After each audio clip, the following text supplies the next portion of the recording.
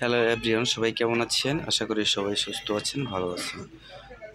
আমার সামনে দেখছেন একটা ইয়ারকুল। এটা এটা ইয়ারকুল এসি। এটা হচ্ছে ওয়ালটনের। তো এটা ডিস্টার্ব দিছে, টোটালি কোনো পাওয়ার আসে না। তো এখন আমরা এটা সার্ভিসিং করব। দেখি এটার কি সমস্যা হয়েছে, আমরা ফাইন্ড আউট করার চেষ্টা করব।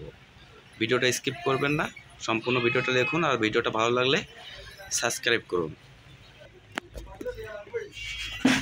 তো দেখেন, এখানে কিন্তু এটা হচ্ছে আমার ডিসপ্লে একটা, যেটা কিবোর্ড। এখানে বিভিন্ন ফাংশন আসে, সেই ফাংশনগুলো সেটিং করতে হয়। আর এইটা হচ্ছে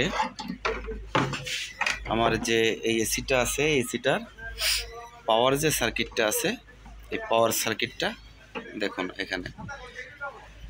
এখানে অনেকগুলো এমওসি 3021 আছে। আর এটা সম্পূর্ণ পাওয়ার একটা সার্কিট। তো দেখেন, এই পাওয়ার সার্কিটটা কিন্তু আগে থেকে একজন রিপেয়ার করে, দেখেন এই আইসিটা এখানে লাগানো ছিল, রিপেয়ার করে সেকেন্ড হ্যান্ড মাল কিনছে সে। তো যাই হোক,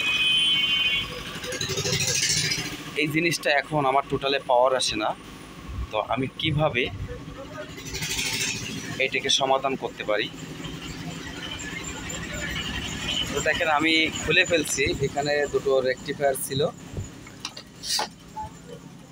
এরকম দুটো রেকটিফায়ার ছিল। আর এরকম একটা মসফেট ছিল। তো মসফেটটা কোথায় ছিল? মসফেটটা আমি দেখাচ্ছি। এখানে এখানে এখানে একটা মসফেট ছিল, হিটসিংয়ের গায়ে লাগানো ছিল। তো প্রথমত আমি এটাকে ফিউজ কেটে গেছিলো, ফিউজটা লাগাইছি। লাগানোর পরে দুটো রেকটিফায়ার লাগাইছি। লাগানোর পরে কিন্তু আমার ডিভাইসটা রানিং হয়নি। তো আমি অন্যান্য পার্টসগুলো আমি এখান থেকে মাপ দিছি। মাপ দেওয়ার পরে দেখছি এখানে আরেকটা ক্যাপাসিটার আছে, সরি, এটা রেকটিফায়ার আছে, রেকটিফায়ারটা নষ্ট আছে। এখানে এসএমডি টাইপের একটা আইসি ছিল, আইসিটাও নষ্ট আছে। তো সবগুলো ফেলে দিছি। ফেলে দেওয়ার পরে এখন আমি এখানে যে কেএলওয়াই মডুল থাকে, কেএলওয়াই মডুল দিয়ে আমি এটাকে এখন সার্ভিসিং করব। তো কেএলওয়াই মডুলটা কোথায় লাগাবেন, কিভাবে লাগাবেন আমি বলে দিচ্ছি ভিডিওতে।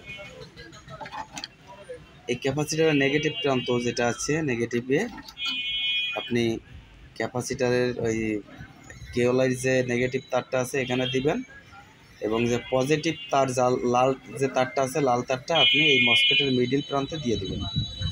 দিয়ে দিলে কিন্তু ভেরিয়েবলটা কমিয়ে রাখবেন।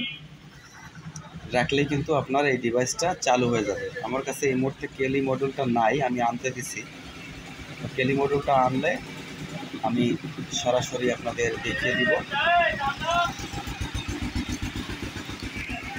তো বন্ধুরা,